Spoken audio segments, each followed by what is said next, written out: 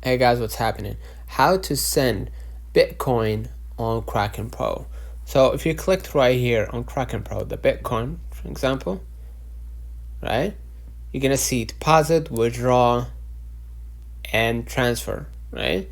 You can hit transfer right here and you're gonna see you can transfer it only from spot to futures in order to trade. So all the options for Bitcoin to send it somewhere else or withdraw it to another wallet will be only on Kraken wallet, right? Will be on Kraken wallet.